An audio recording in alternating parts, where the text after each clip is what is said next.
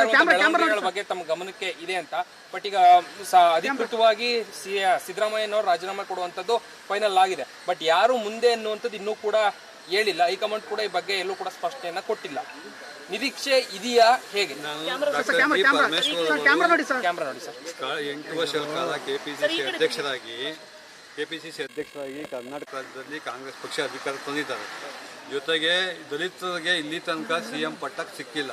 ಹಾಗಾಗಿ ದಲಿತರಿಗೆ ಒಂದು ಅವಕಾಶ ಸಿಗಲಿ ಅಂತ ನಮ್ಮ ಅನಿಸಿಕೆ. ಹಾಗಾಗಿ ಎಲ್ಲ ರೀತಿಯಿಂದಲೂ ಡಾಕ್ಟರ್ ಜಿ ಪರಮೇಶ್ವರ್ ಸಮರ್ಥರಿದ್ದಾರೆ CM ಆಗಲಿಕ್ಕೆ. ಹಾಗಾಗಿ ಒಂದು ಅವಕಾಶ ಕೊಡಿ ಅಂತ ನಮ್ಮ ಒತ್ತಾಯ. ಅಂದ್ರೆ ಪರಮೇಶ್ವರ್ ಅವರೇ ಆಗ್ಬೇಕು ಅನ್ನೋಂಥದ್ದು ಅಥವಾ ದಲಿತರು ಯಾರಾದ್ರೂ ಅದು ನಮಗೆ ತೊಂದರೆ ಇಲ್ಲ. ಆದ್ರೆ ಇವರು KPCC ಅಧ್ಯಕ್ಷರಾಗಿ ಪಕ್ಷದಲ್ಲಿ ಸಮರ್ಥವಾಗಿ ನಿಭಾಯಿಸಿರೋದ್ರಿಂದ, ಆಮೇಲೆ ಎಲ್ಲ ರೀತಿಯಿಂದಲೂ ಸಮರ್ಥ ಇದ್ದಾರೆ.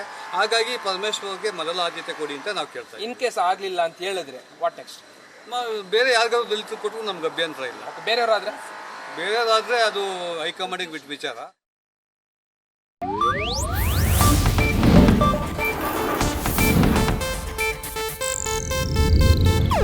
ಇದು ಏಷ್ಯಾನೆಟ್ ನ್ಯೂಸ್ ನೆಟ್ವರ್ಕ್ ಪ್ರಸ್ತುತಿ.